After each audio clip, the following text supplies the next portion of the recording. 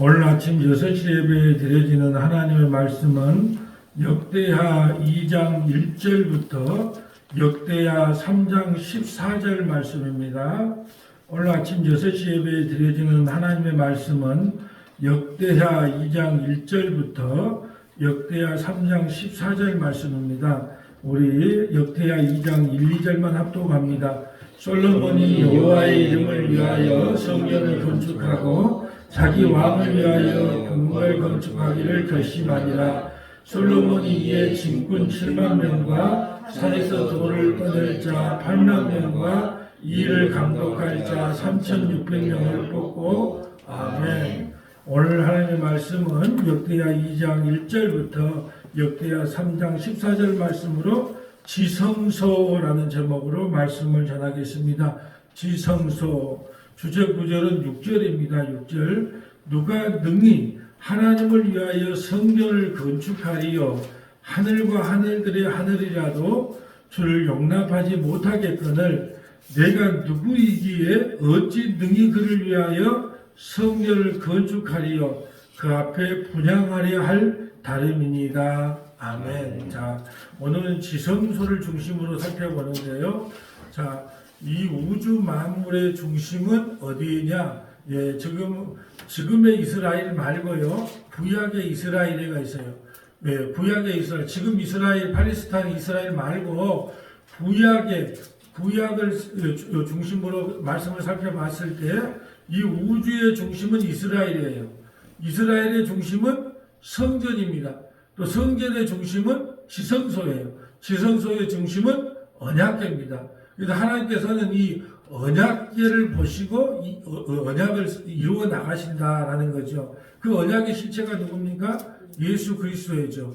자, 언약궤 안에는 세 가지가 들었다고 했어요. 늘 말씀을 드리니까 이제 다 아실 거예요. 십계명 돌파함과 십계명 돌파함은 율법을 상징하죠. 우리 율법을 지킬 수 없는 죄인이에요. 죄를 상징하죠. 또 만나 하나님께서 이스라엘 백성들에게 40년 동안 만나를 먹여주셨는데 이 만나가 하찮은 음식이라고 하나님을 가지고 하나님을 원망했잖아요. 하나님의 죄를 상징하는 거죠. 또 마지막에는 아론의 쌍난 지팡이. 하나님께서 아론을 세워 대제사장으로 삼았는데 너만 대제사장 할 거냐? 나도 한 자리 하자. 그래서 하나님께서 지팡이를 갖다 놔라. 그때 그 아론의 지팡이만 싹이 났다. 그래서 하나님께 대한 불순종을 상징하죠. 그걸 언약궤에다가 집어넣고 뚜껑을 닫아요. 그리고 그 안에 그게 천사 2명을 바라보게 하죠. 그 위에 그 뚜껑은 아무도 열 수 없습니다. 왜? 그 뚜껑을 열면 심판이에요. 그래서 그 안에 1년에 한 번 대속죄일날 7월 10일 날 대제사장이 염소 2마리를 끌고 와서 하나는 염소 하나에게 안수를 하죠. 안수를 해도 광야로 내보냅니다. 광야로 내보내는 것은 우리의 죄가 이제 이 안수됨으로 말미암아 동에서 서로 먼 것처럼 우리의 죄를 다시는 기억조차도 하지 않겠다. 천국 가면 우리의 죄를 기억한다는 것은 새빨간 거짓말이에요. 또 하나는 그 염소의 피를 가져다가 그 언약의 시은 자, 하나님의 은혜가 나타난 그 시은 자에다가 뿌려줌으로 말미암아 그 피를 보고 우리를 구원하신다라는 거죠.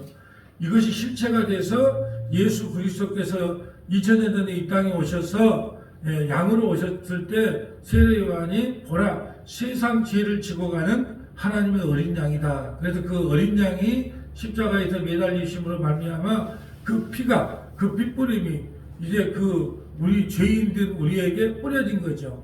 언약궤 안에 있는 그 죄의 핏부림이 우리에게 이제 뿌려짐으로 핏부림을 받음으로 말미암아 우리가 구원을 받아 의인으로 인침을 받아 구원을 받았다는 것이 성경의 역사입니다. 자, 오늘 1절 볼까요? 솔로몬이 여호와 이름을 위하여 성전을 건축하고 성전을 7년간 건축하지요. 자기 왕궁을 위하여 궁궐을 건축하니라. 궁궐은 13년간 건축해요. 자, 성전은 7년, 궁궐은 13년. 그 도합 20년 동안 이 성 건축하려고 그러면 얼마나 노역이 심했겠어요.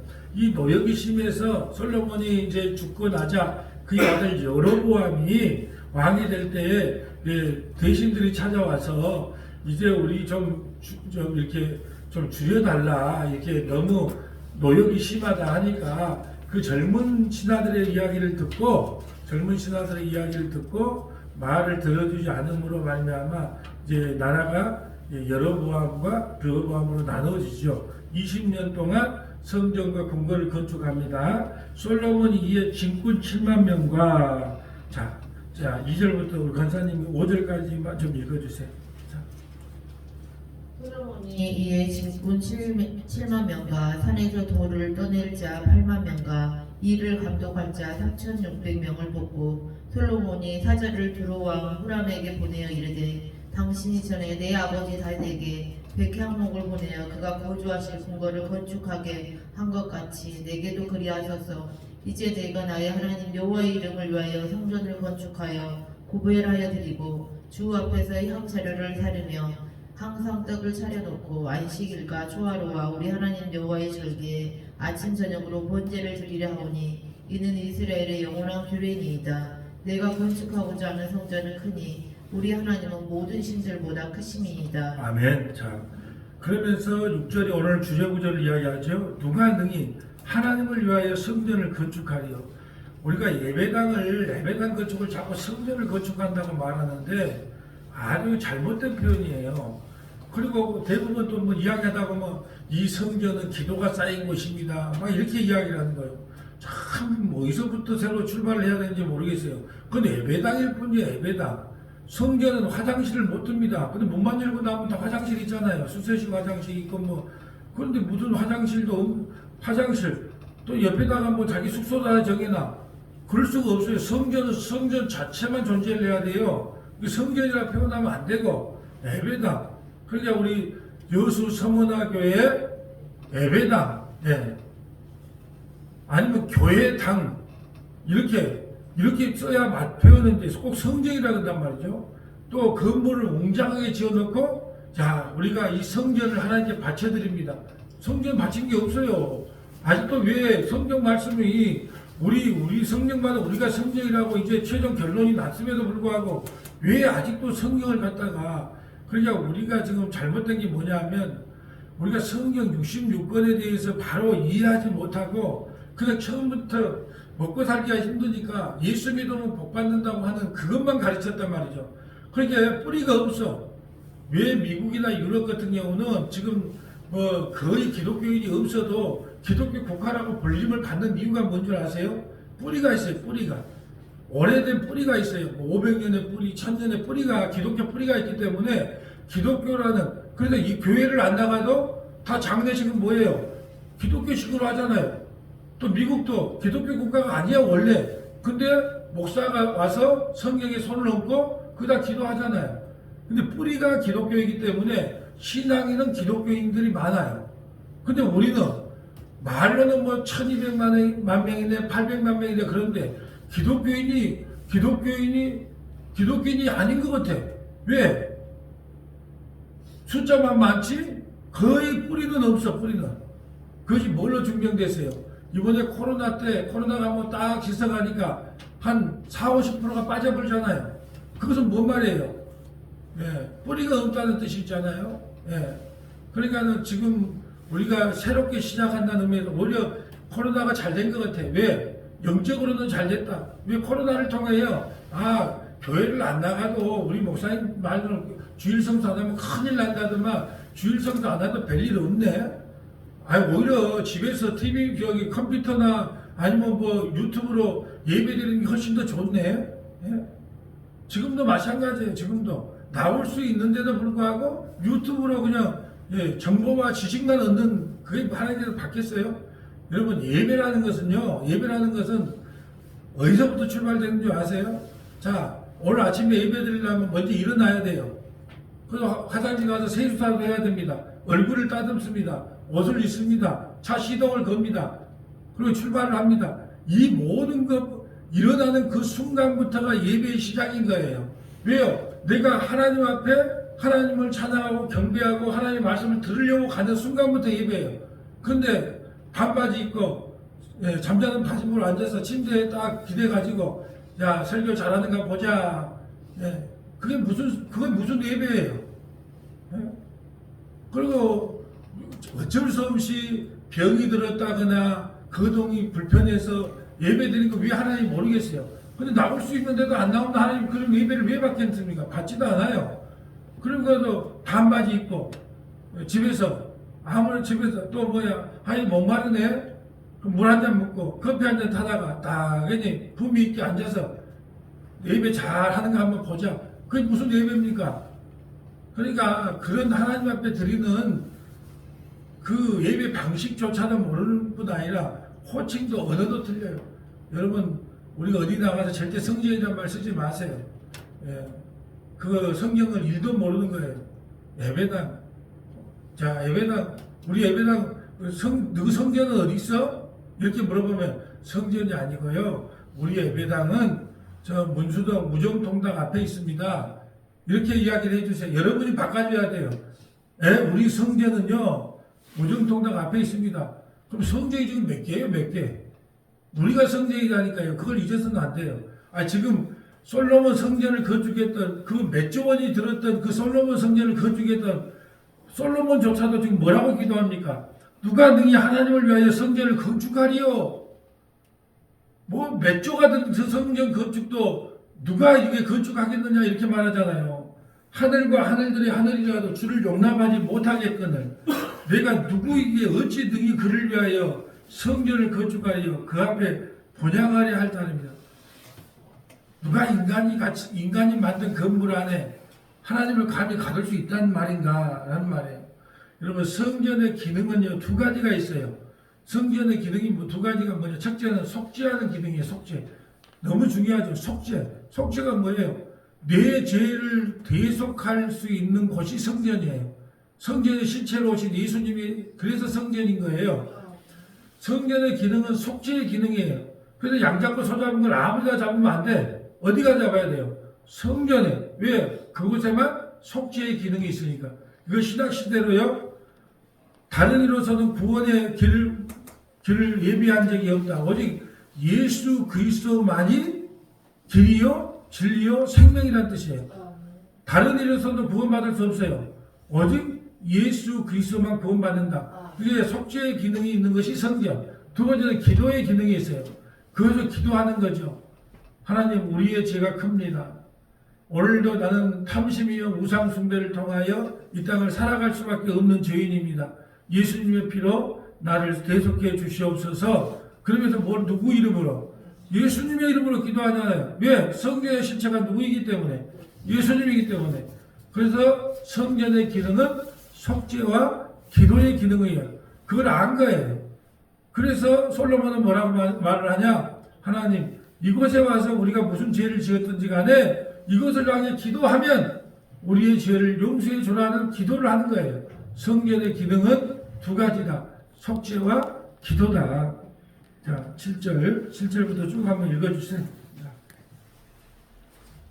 이제 청하건대 당신은 금, 은, 동, 철로 제조하며 자색, 홍색, 청색 실로 직조하며 또 아로새길 줄 아는 재주 있는 사람 하나를 내게 보내어 내 아버지 다윗이 유다와 예루살렘에서 준비한 나의 재주 있는 사람들과 함께 일하게 하고 또 레바논에서 백향목과 잣나무와 백당목을 내게로 보내소서. 내가 알거니와 당신의 종은 레바논에서 벌목을 잘 하나니 내 종들이 당신의 종들을 도울지라. 이와 같이 나를 위하여 제목을 많이 준비하게 하소서. 내가 건축하려 하는 성전은 크고 화려할 것이니이다. 내가 당신의 벌목하는 종들에게 찢은 밀 2만 고루와 보리 2만 고루와 포도주 2만 밭과 기름 2만 밭을 주리자 하였더라. 두로와 후람이 솔로몬에게 답장하여 이르되 여호와께서 자기 백성을 사랑하심으로 당신을 세워 그들의 왕을 삼으셨도다. 후람이 또 이르되 천지를 지으신 이스라엘 하나님 여호와는 송축을 받으실지로다. 다윗 왕에게 지혜로운 아들을 주시고 명철과 총명을 주시사 능히 여호와를 위하여 성전을 건축하고 자기 왕위를 위하여 궁궐을 건축하게 하시도다. 내가 이제 재주있고 총명한 사람을 보내오니 전에 내 아버지 후람에게 속하였던 자라. 이 사람은 단의 여자들 중 한 여인이 아들이요 그의 아버지는 두루 사람이라. 능히 금, 은, 동, 철과 돌과 나무와 자색, 청색, 홍색 실과 가는 대로 일을 잘하며 또 모든 아로 새기는 일에 익숙하고 모든 기묘한 장식을 능한 자이니 그에게 당신의 재주 있는 사람들과 당신의 아버지 내주 다윗의 재주 있는 사람들과 함께 일하게 하소서. 자, 보세요. 재주 있는 사람들과 함께 일하게 하소서. 여러분, 신앙의 공동체를 만들어 갈 때는요, 각자의 달란트가 들리다는 거예요. 예. 다 목사이겠느냐? 다 장로이겠느냐? 다 권사이겠느냐? 다 집사이겠느냐? 다 선생이겠느냐? 하는 것처럼 각자의 재주와 달란트가 들려요. 그러니까는 왜 가정생활이 힘드냐 하면, 네, 남편이 막 맥가이버인 줄 알아. 그러잖아요. 뭐, 밖에 나가 돈도 잘 벌어오고, 뭐 수도꼭지도 고장나면 확 고쳐버리고, 뭐 페인트도 확 칠해버리고, 더베도 확 해버리고, 뭐든지 만능이 되기, 그렇게 생각한단 말이죠. 아니, 또 아내를 얻을 때, 아내가 만능이 될 수는 없잖아요. 요리도 잘해, 뭐 지혜로워, 옷도 잘 입어, 아이들도 지혜롭게 잘 양육해, 뭐 남편도 잘해, 그럴 수는 없잖아요. 각자의 재능이 틀리다는 거예요. 그래서 목사가 해야 될 일은 뭐냐 하면, 예, 기도하면서 그분이 좀 겪어보면 알잖아요. 어떤 달란트를 갖고 있는가, 어떤 재능을 갖고 있는가. 왜? 다 하나님께서 재능도 각자에게 주신 능력이 다르기 때문에. 그렇기 때문에 신앙 공동체를 세워갈 때, 네, 정말 리더가 할 일은 뭐냐 하면, 아, 저분은 찬양의 은사가 있네? 그리고 권면해 보는 거예요. 권사님 찬양으로 좀 봉사해 주세요. 지사님 찬양으로 좀 헌신해 주세요. 또 어떤 분은 너무나 문서를 잘 다뤄. 그러니까 어떤 분은 PPT로, 어떤 분들은 또 주보로 좀 봉사 좀 해주세요. 네. 그리고 이제 어느 정도 해서, 그런데 자기가 잘하고 있어. 그럼 어떻게 해야 돼? 근데 자기보다 더 잘하는 사람이 있어. 그럼 어떻게 해야 돼? 그 사람을 일부러 세우기 위해서예요. 이게 중요한 거예요. 그걸 뺏는 게 아니에요. 뺏는 게 아니라, 찬양도 찬양 잘하고 있는데 일부러 딱 빠져나오면 그분을 찬양부에 딱 집어넣는 거예요. 그것이 뺏는 게 아니라 어떤 게냐면, 그 양반이 그 일을 함으로 말미암아 공동체의 일원이라는 소속감을 가질 뿐 아니라 그걸 통하면요, 더 빨리 교회에 적응하고 빨리 은혜를 받아요.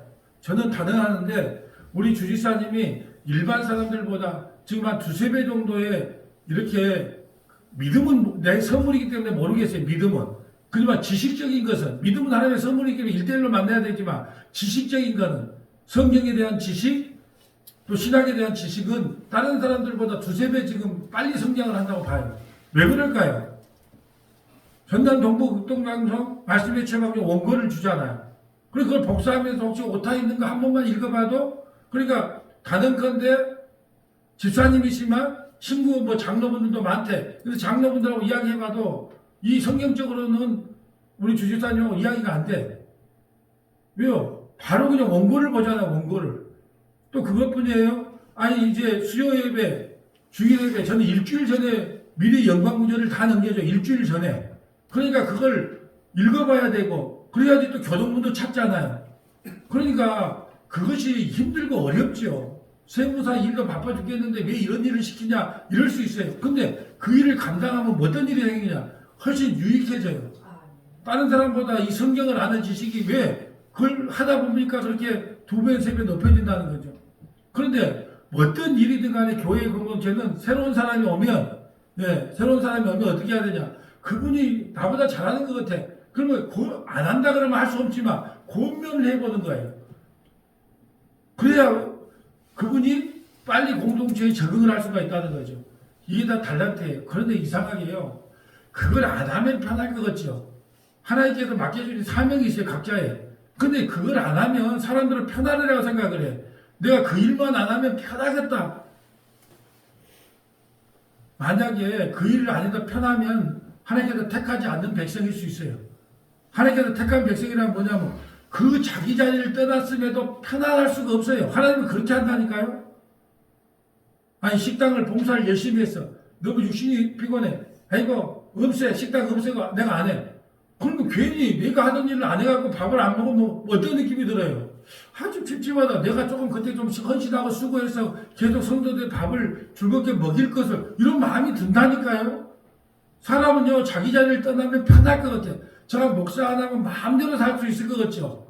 막, 내 원하는 대로 하고, 막, 학교 살고, 막, 기분 좋을 것 같죠. 아마 공허함에 빠질 거예요. 모르겠는데, 공허함과 쓸쓸함. 그거에 빠질 겁니다.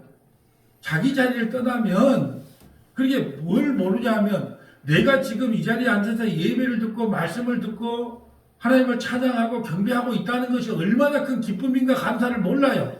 언제 알게 되냐? 거동이 불편할 때. 우리 원로 목사님이 그런 말씀 하셨다니까요. 이제 몸이 마음대로 안 되니까 예배를 드리고 싶어도 예배를 못 드리서 첫째는 목사 자녀한테 미안하고 둘째는 하나님께 미안하다. 아니, 그런 말씀 하신다니까요. 예배를 드리고 싶어도 못 드릴 때가 와요. 저라고 아침 예배를 이렇게 한 45, 50분 계속 설교하겠어요? 내가 1189장 온전히 만들 때까지 여러분을 라이브로 생방송으로 이 말씀을 들어요. 이제 그게 끝나면 어떻게 하냐? 뭘 하려면 그거 누구 김지사님이 수고해 놓은 거 있으니까 그거 유튜브 찾아가고 들으면 됩니다. 그럴 거예요. 저도 언제까지 라이브로 이걸 한다고 저는 생각 못 해요. 오직 기도가 뭐냐? 1189장을 온전히 촬영할 때까지는 더 열심히. 그래서 새벽 3시에 일어나서 내일 전남 동부 극동방송이 돼야 될 말씀의 처방전 다시 한번 살펴보고 또 금요일 날 또 설교할 거 2편 설교할 거 또 살펴보고 그 다음 주 수요일 예배까지 오늘 수요 예배 말고 그 다음 주 수요 예배까지 미리 다 3시에 일어나서 점검하고 근데 그런 적이 없어요. 근데 왜 그러냐? 저걸 촬영을 하는 순간부터 저는 어떨 때는요 저거 촬영 안 할 때는 권사님 오늘 몇 장이에요? 이러고 올라왔어요. 왜요? 성경 통독원을 통해서 기본적으로 제가 이 성경 통독을 많이 했기 때문에 그리 올라왔다니. 근데 저 유튜브 촬영하니까 내가 영광 구절이 뭐지? 하나님께서 말씀하신 것이 뭐지? 왜? 다시 돌아오지 않으니까. 제게 준 달란트는 저는 알고 있어요. 가르치는 은사를 하나님께서 주셨다는 것을 저는 압니다. 그래서요 교육학을 전공한 사람보다도 제가 가르쳤을 때 훨씬 더 이해가 쉽대요. 그리고 뭘 의미하는가를 그리고 제가 중요한 건 뭐냐 또 하나님께서 또 달란트를 준 게 뭐냐 남들은 책을 한 권을 보면 핵심이 골라내는데 머리가 복잡하대. 근데 저는 한 권을 읽으면 이게 뭔 말을 하려는가 뭔 말을 하려는가를 금방 그냥 찾아내요. 요즘 뭐 어떤 교수가 김 교수가 추천하는 추천 도서가 있더라고. 경제학 인문학 해가지고 참 그 고마운 교수예요. 그 책을 내가 메모했다가 이 사람이 뭔 이야기를 하려는가. 그래서 그 책을 요약해 놓은 것을 뭐 300페이지짜리인데도 금방 이 사람이 이 작가가 이 사람이 원하는 게 뭐구나. 그것도 성경을 통해서 알아냈어요. 왜? 제가 맨날 성경을 보면서 하나님 도대체 이 말씀을 통해서 나에게 하고 싶은 메시지가 뭡니까? 우리 성도들이 하고자 하는 메시지가 뭡니까? 이걸 늘 물었거든요. 그러니까 책을 봐도 이게 무슨 의미를 하려는가? 이것뿐 아니에요. 상대방하고 말을 할 때도 못 알아듣는 척 일부러 수를 쓰는 적은 있어도 못 알아먹은 적은 없어요. 이 상대방이 나한테 지금 무슨 이야기를 하려고 이런 이야기를 하는구나. 그게 금방 알아먹어요. 근데 일부러 나한테 불리하니까 못 알아먹은 척, 그래서 잘 뭔 말인가 모르겠는데, 그리고 뺑 돌리는 이야기는 있어도 못 알아먹은 적은 한 번도 없어요. 다 알아먹어요. 근데 알아먹어도 해결책이 없으니까 못 알아먹는 척은 한 적은 있어요. 저 뭔 말을 하다가 여기까지 왔네요. 우리에게는 각자의 달란트가 틀려요. 이게 너무 달란트를 부러워할 것이 아니라 나에게 준 달란트. 여러분 손재주도 얼마나 큰 달란트예요. 내가 옛날 집에 있을 때 진짜 이게 이게 수도꼭지 이렇게 양쪽에 갖고 와서 이게 뭐 다는 거 아무것도 아닌 것도 아니더라고. 이게 기술자들 보니까 이제 할 수 있을 것 같다 그래서 했는데 버벅거려. 아무리 해도 물이 한 방울씩 새. 이게 내가 뭘 잘못했나? 안 돼. 그럼 우리 최 기사님한테 최 기사님 아무리 해도 나는 물이 한 방울 새는 게 안 되겠습니다. 본인은 가정에 왼손으로 고쳐. 근데 물이 안 새. 각자 달란트가. 근데 최 기사님과 설교하라고 하면 되겠어요? 안 되죠. 각자의 달란트가 틀린다는 거예요. 그러니까 오늘 저는 이 말씀을 준비하면서 그렇구나. 재주 있는 각 사람에게 이 일을 맡겼구나. 이 교회 공동체도 그리 세워져야 되는 거예요. 그래서 각자의 달란트를 지금 맡겨있는 달란트를 소홀히 여기지 말고 하나님께서 나에게 재주 주셔서 감사합니다 하고 그걸 잘 감당하시고 또 나보다 더 잘난 사람이 있으면 그걸 하기 싫어서 넘기는 게 아니라 그 사람을 공동체에다가 일원으로 세우기 위해서 권면을 해보는 거예요. 그 권면을 했는데 안 한다 그러면 예 알았습니다. 아직까지 그 스스로 그런 마음이 생길 때까지 좀 기다리겠습니다. 그리고 그걸 감당할 때는 어떤 마음으로 감당해라. 막 인상을 팍팍 쓰면서 감당을 해라. 아니면 부드럽고 항상 예.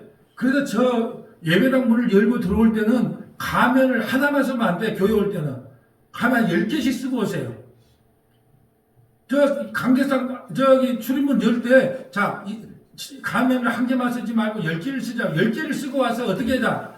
평상시 내 마음에 있는 걸 전부 감춰버리고 환하게 웃으세요. 그리고 나서 나가서 인상을 쓰든지 뭘 해야 된단 말이죠. 왜? 덕이 안 되니까. 예, 각자의 맞춰진 재주대로 정말로 감사하는 마음으로 감당해야 되는 것이 이 신앙의 공동체를 세워나가는 길이다. 그래서 오늘 자 다시 한번 끝에 지를 제가 보면 당신의 아버지 내 주 다윗의 재주 있는 사람들과 함께 일하게 하소서.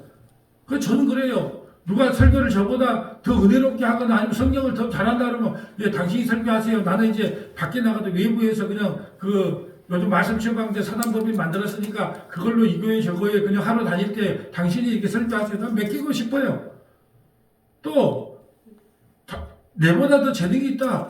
그러면 그 일을 마음껏 나눠줘요. 그래서 저는 누가 나한테 야, 이렇게 한번 해보면 어쩔까요 할 때 그 목사의 걸 왜 침범합니까?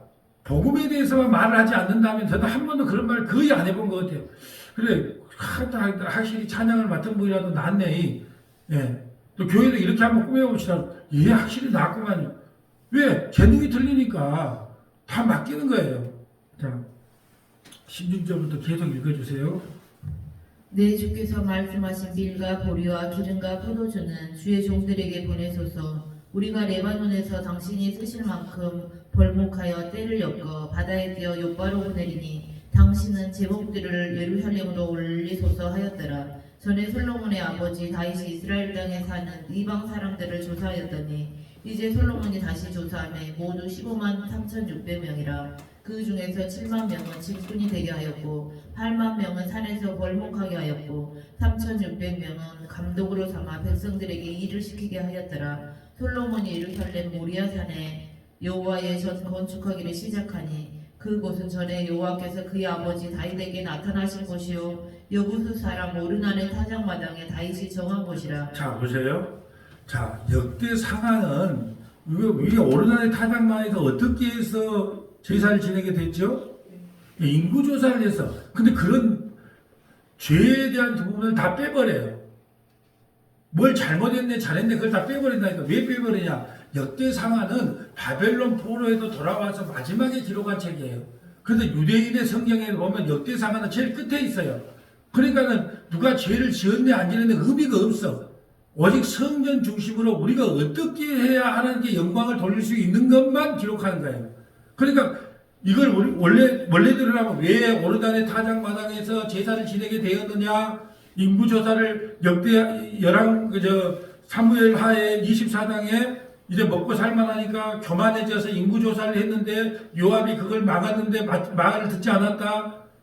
그래서 하나님께서 네가 뭘 선택할래 했을 때 3일 동안 전염병이 일어나서 7만 명이 죽었습니다. 그래서 오르단 타작마에서 제사를 드릴 때 그 죄 용서함을 받았습니다. 이렇게 전개가 돼야 맞잖아요. 근데 그런 이야기를 빼버려. 왜 그러냐. 이제는 그건 의미가 없다는 거예요. 이미 죄 심판을 다 바꿔온 거예요. 어디서? 바벨론 포로에 다 바꿔왔기 때문에 이제 우리가 하나님께 어떻게 하면 영광을 돌릴 수 있겠느냐라는 것을 중심으로 이걸 기록했기 때문에 오르난의 타작마당에서 성전을 건축하기 시작했다. 이 오르난의 타작마당이 어떤 곳이다? 창세기 22장에 이삭을 제물로 바쳤던 그 산이 모리아 산이다.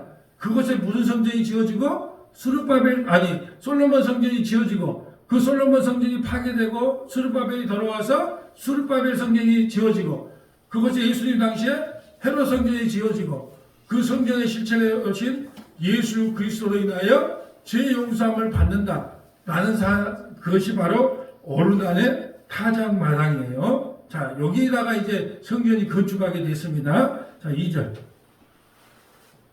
솔로몬이 왕이 오르지 넷째 해 둘째 날 건축하기를 시작하였더라. 솔로몬이 하나님의 전을 위하여 놓은 지대는 이러하니 옛날에 쓰던 자로 길이가 60규빗이요 너비가 20규빗이며 그 성전 안에 있는 낭실의 길이가 성전의 너비와 같이 20규빗이요 높이가 120규빗이니 안에는 순금으로 입혔으며 그 대전 천장은 잣나무로 만들고 또 순금으로 입히고 그 위에 종려나무와 사슬 형상을 새겼고 또 보석으로 성전을 꾸며 화려하게 하였으니 그 금은 바르와임 금이며 또 금으로 성전과 그 들보와 문지방과 벽과 문짝에 입히고 벽에 그룹들을 아로 새겼더라. 또 지성소를 지었으니 성전 넓이대로 길이가 20규빗이요 너비도 20규빗이라 순금 600달란트로 입혔으니. 자, 왜 순금이라는 게 어마어마한 돈이거든요. 왜 순금으로 지성소를 입혔을까요? 자, 순금, 금은 두 가지, 순금이라는 것은 두 가지 의미를 갖고 있어요. 첫째는 연단의 의미를 갖고 있어요. 제가 아프리카에서 그 금을 채취하는 걸 봤거든요.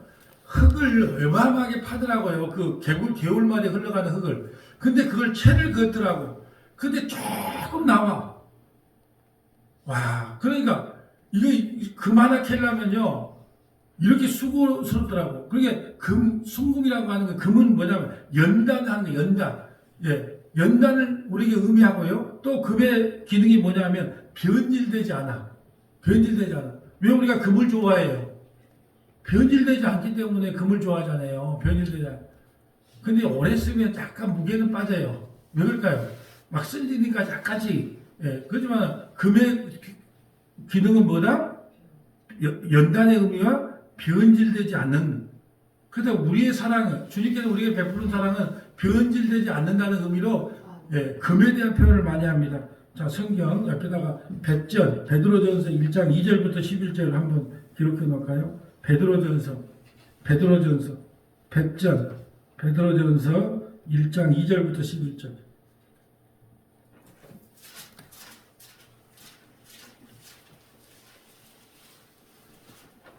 베드로전서 1장 2절부터 11절 쭉 한번 읽어주세요. 곧 하나님 아버지의 미리 하심을 따라 성령이 거룩하게 하심으로 순종함과 예수 그리스도의 핏부림을 얻기 위하여 택하심을 받은 자들에게 편지하노니 은혜와 평강이 너희에게 더욱 많을지어다. 우리 주 예수 그리스도의 아버지 하나님을 찬송하리로다. 그의 많으신 긍휼대로 예수 그리스도를 죽은 자 가운데서 부활하게 하심으로 말미암아 우리를 거듭나게 하사 산 소망이 있게 하시며 썩지 않고 더럽지 않고 새하지 아니하는 유업을 있게 하시나니 곧 너희를 위하여 하늘에 간직하신 것이라. 너희는 말세에 나타내기로 예비하신 구원을 얻기 위하여 믿음으로 말미암아 하나님의 능력으로 보호하심을 받았느니라. 그러므로 너희가 이제 여러 가지 시험으로 말미암아 잠깐 근심하게 되지 않을 수 없으나 오히려 크게 기뻐하는도다.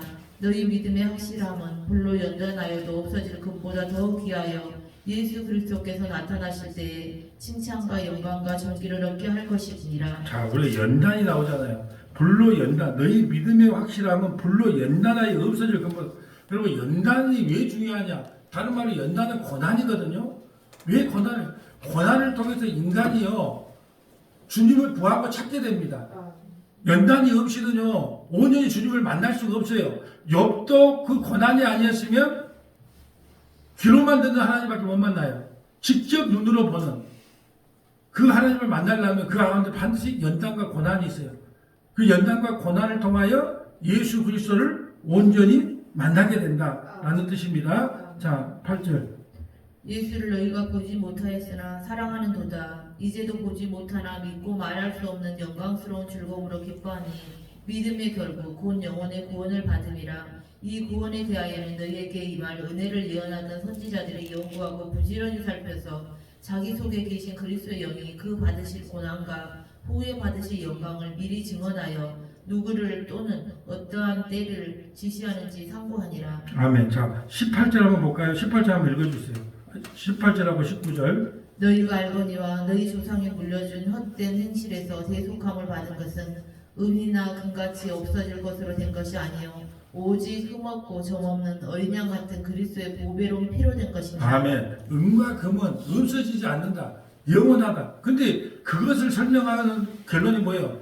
예수 그리스도의 보혈의 피가 너희를 구원한다는 뜻을 설명하기 위해서 그 은과 금을 사용한단 말이죠. 예, 그래서 변질되지 않는다. 예수의 피로 너희를 구원하는 것은 결코 변질되지 않는다라는 것을 표현하기 위해서 지성소에 뭘로 입혔다? 금으로 입혔다. 오늘 본문 9절부터 자 읽어주세요. 14절까지 계속 읽어주세요. 몸 무게가 금 50세겔이요 가락들도 금으로 입혔더라. 지성소 안에 두 그룹의 형상을 새겨 만들어 금으로 입혔으니 두 그룹의 날개 길이가 모두 20규빗이라. 왼쪽 그룹의 한 날개는 5규빗이니 성전벽에 닿았고 그 다른 날개도 5규빗이니 오른쪽 그룹의 날개에 닿았으며 오른쪽 그룹의 한 날개도 5규빗이니 성전벽에 닿았고 그 다른 날개도 5규빗이니 왼쪽 그룹의 날개에 닿았으며 이 두 그룹의 편 날개가 모두 20규빗이라. 그 얼굴을 내전으로 향하여 서 있으며 청색, 자색, 홍색 실과 보온배로 휘장문을 짓고 그 위에 그룹의 형상을 쏘놓았더라. 아멘. 여기까지 봅니다. 자, 이제 지성소가 사각이에요. 여러분, 정사각형으로 지성소를 만들었다는 것은 뭐냐 하면 고대 사이의 정사각형은 어떤 의미를 갖고 있냐면 완전하다는 의미를 갖고 있어요. 고대 사이의 정사각형은 어떤 의미요? 완전하다. 이게 모든 그 만든 모양 하나하나가 우리의 구원을 설명하는 거예요. 우리 예수님은 우리를 구원하는데 어떠다? 완전하다. 그래 내일 약인가 보아서 18절부터 17절 세 구절밖에 안 볼 거거든요. 근데도 약인과 보아서는 뭘 상징하냐? 예수 그리스도께서 우리를 세우시고 예수께서 우리를 구원할 능력이 있다. 그 예수님에 대한 이야기예요. 세 구절. 정사각형은 뭐다? 우리의 구원은 완전하다. 우리 주님은 우리를 구원시키는데 완전한 분이다. 그걸 상징하기 위해서 정사각형으로 뭘 만들어라? 지성소를 만들어라. 자, 옆에 이제 오늘 지성소에 대한 내용을 많거든요. 자, 좀 적어볼게요. 계시록 21장 16절, 계시록 21장 16절, 출애굽기 39장 6절부터 14절, 출애굽기 39장 6절부터 14절, 계시록 21장 9절부터 27절, 계시록 21장 9절부터 27절, 출애굽기 15장 17절부터 18절, 출애굽기 15장 17절부터 18절, 시편 90편 1, 2절, 시편 90편 1, 2절, 에베소서 2장 20절부터 22절, 에베소서 2장 20절부터 22절. 자, 계시록 21장 16절 한번 가볼까요? 계시록 21장 16절.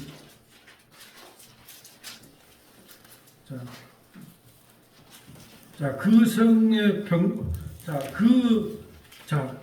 지금 설명해 드릴게요. 그 성의 네모가 반듯하여 길이와 넓이가 같으며 그 갈대자로 그 성을 충량하니 12,000 스타디미요 길이와 넓이와 높이가 같더라. 이것을 뭐라고 합니까? 좌우가 똑같은 것을 정사각형이라고 합니까? 정사각형. 그러니까 완전히 하나님 나라는 완전하게 지금 만들어졌어요. 근데 그 완전한 나라에다가 뭘 집어넣고 싶으냐? 완전한 하나님 나라에 뭘 집어넣고 싶으냐? 자, 17절부터 한번 읽어주세요. 우리를 집어넣는 거예요, 그곳에. 그것에 12 흉패를 다는 것까지 설명을 할 거예요. 자. 그 성곽을 측량함에 144규빗이니 사람의 측량고 천사의 측량. 144는 12 곱하기 12는 뭐예요? 12지파 곱하기 12사도. 그거 우리를 대표하고 있어요. 그 완전한 하나님 나라에다가 우리를 집어넣는다는 내용이에요. 자, 읽어주세요. 그 성곽은 벽옥으로 쌓였고 그 성은 정금인데 맑은 유리 같더라. 그 성의 성곽의 기초석은 각색 보석으로 꾸몄는데 첫째 기초석은 백옥이요, 둘째는 남보석이요, 셋째는 옥수요, 넷째는 녹보석이요, 다섯째는 홍만호요, 여섯째는 홍보석이요, 일곱째는 항옥이요, 여덟째는 녹옥이요, 아홉째는 담항옥이요, 열째는 비치옥이요, 11째는 청옥이요, 12째는 자수정이라. 다 12개. 우리를 전부 다 황금 보석으로 표현했어요. 그 직사각에 들어갈 사람들이 뭐다? 우리예요, 우리가 뭐예요? 황금 보석이에요, 황금 보석. 우리를 뭘로 취급한다? 죄 많은 우리를 황금 보석. 그 안에 황금 보석으로 취급해 준다는 거예요. 22절까지 볼까요? 그 12문은 12진주니 각 문마다 한 개의 진주로 되어 있고 성의 길은 맑은 유리 같은 정금이더라. 그 성 안에서 내가 성전을 보지 못하였으니 이는 주 하나님 곧 전능하신 이와 빛 어린 양의 그 성전이심이라. 자, 지금 제가 자의적으로 해석한 게 아니라 반드시 이스라엘 백성들에게 그 제사장은 제사 드리러 갈 때 흉패를 매야 돼. 그 흉패에다가 12보석을 달아야 된단 말이죠. 12보석이 뭐예요? 12지파를 상징하는. 근데 이 지파가 보석이 누구냐? 그 12지파예요. 12지파가 누구예요? 하나님의 백성들이잖아요. 그렇게 연결이 되는 거예요. 그래서 제사장들이 제사를 드리러 갈 때 우리의 죄만 대대장 죄를 용서한 게 아니라 12지파 이스라엘의 모든 죄를 안고 들어가서 죄 용서함을 받는 거예요. 그때 그 보석이 뭐냐? 12지파의 보석이 뭐냐? 바로 오늘 기록된 이 보석이란 말이죠. 이제 우리를 뭘로 여겨주신다? 보석으로 여겨주신다는 것이지, 하나님 나라 가면 이걸 문자적으로 봐서 하나님 나라는 황금 보석으로 되어 있으니까 얼마나 좋을까? 그러니까 빨리 가자. 그게 아니에요. 우리가 보석이라니까. 우리가 죄의 많은 우리가 보석이에요. 자, 출애굽기 39장 6절. 출애굽기 39장 6절.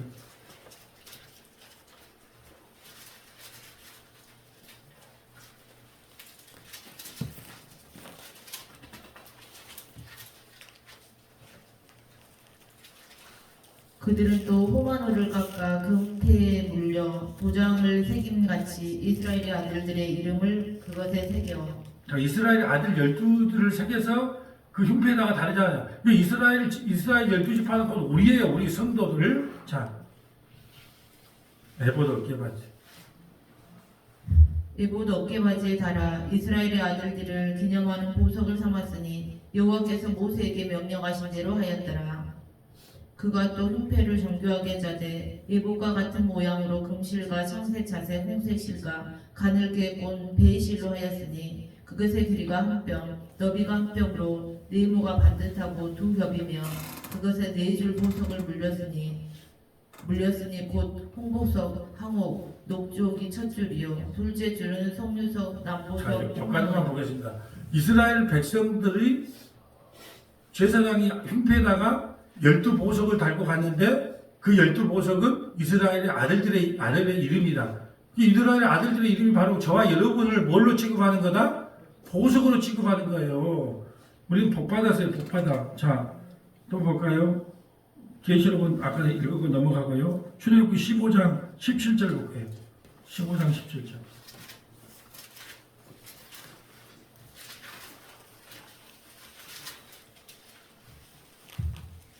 주께서 백성을 인도하사 그들을 주의 기업의 산에 심으리이다. 여호와여, 이는 주의 처소를 삼으시려고 예비하신 것이라. 주여, 이것이 주의 손으로 세우신 성소로소이다. 여호와께서 영원 무궁하도록 다스리도다 하였더라. 바로의 말과 병거와 마병이 함께 바다에. 잠깐만요. 자, 여기까지 한번 봅니다.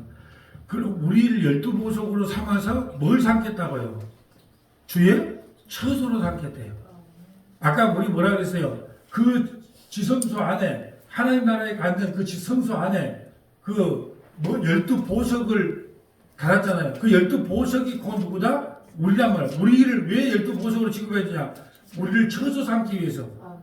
여러분, 그게 은혜인 거예요. 우리처럼 죄인된 우리를 보석으로 여겨줄 뿐 아니라 우리가 처소 삼겠다는 건 우리가 늘 함께 살고 싶은 거예요. 하나님이 저와 여러분을 보는 것은, 야, 예배당 크게 지어라, 전도 많이 해라, 주의 일을 잘 감당해라, 그러려고 부른 게 아니에요. 일하려고 부른 게 아니고, 저와 여러분을 부른 목적은 하나님이 우리와 함께 살고 싶은 거예요. 그래서 그냥 하나님과 대화하면서 한 가족처럼, 한 식구처럼 살고 싶은 게 목적이란 말이죠. 일 시키려고 부른 게 아니에요. 일꾼상, 일꾼이 없어서 저와 여러분을 부르겠습니까? 하나님이 우리를 부르신 목적은 처소 삼기 위함이라는 거예요. 근데 일 중심, 이 한국교회가 뭐냐면 성도들 너무 일 중심으로 생각하는 거예요. 전도해라, 뭐해라, 봉사해라, 헌신해라, 뭐해라. 일 중심이 아니라 하나님과 함께. 그래서 예수님께서 제자들을 부를 때 잘 한번 읽어보세요. 제자를 부를 때 나와 함께 있게 하시고, 첫 번째가 나와 함께 있게 하시고, 많은 사람들을 전도하는 일을 시켰다 그래요. 첫 번째가 함께 있고 하시고, 함께 있는 게 중요한 게 함께 주님과. 그게 처소예요, 처소. 자, 좀 시편 90편으로 가볼까요? 시편 90편 1, 2절. 주여 주는 대대에 우리의 거처가 되셨나이다. 산이 생기기 전 땅과 세계도 주께서 조성하시기 전 곧 영원부터 영원까지 주는 하나님이시니이다. 아멘. 자, 하나님 우리를 왜 거처 삼기 위해서 거처. 자, 이것만 오늘 기억하세요.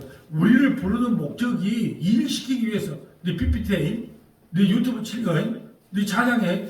그건 일이 아니에요. 하나님의 은혜가 감사해서 하나님께 올려드린 거예요. 그러니까 그 감사하는 마음이 없어서 언제든지 내려놔야 돼요. 하나님 안 받는다니까요. 하나님이 우리를 목적은 뭐 유튜브 찍고 PPT하고 설교시키고 뭐 찬양 부시고 그러려고 하는 게 아니고 이것은 하나님의 은혜가 너무 감사해서 우리가 자원하는 마음으로 그냥 올려드리는 찬양일 뿐이에요. 여러분 찬양부가 찬양하는 것도 찬양이지만 유튜브를 찍고 있는 저 자체가 찬양이에요. 하나님께 찬양 돌리는 거예요. 많은 사람들이 이걸 통해서 은혜 받기를 원합니다. 하나님이 누군지를 알기를 원합니다. 하나님을 찬양하는 거잖아요. 자, PPT도 마찬가지예요. 자, 이거 띄워주면서 성경은 이렇게 연결되는구나 하면서 그걸 깨닫고 알고 하나님을 찬양하기를 원하는 마음으로 하는 거잖아요. 이게 우리가 하는 모든 거, 재정을 맡은 것도 물질이 있어야 또 우리 교회가 돌아가잖아요. 예배당을 운영하잖아요. 근데 그 모든 거 맡은 것도 다 하나님을 찬양해. 식당에서 봉사하는 것도 하나님을 찬양해. 이 개념을 모르니까 어떤 현상이 일어나냐. 하기 싫으면 안 해요. 짜증을 나면 짜증을 난다고 표현을 해요. 그러면 안 돼요. 왜?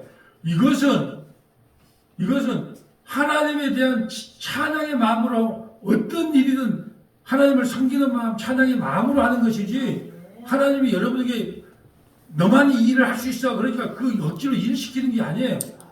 절대적으로 하나님께서 우리를 부르신 목적은 뭐냐? 일이 목적이 아니고 처소 삼는 게 목적이에요. 함께 가자. 우리 함께 있자. 몰라 이제 보통 부모는 그러잖아요.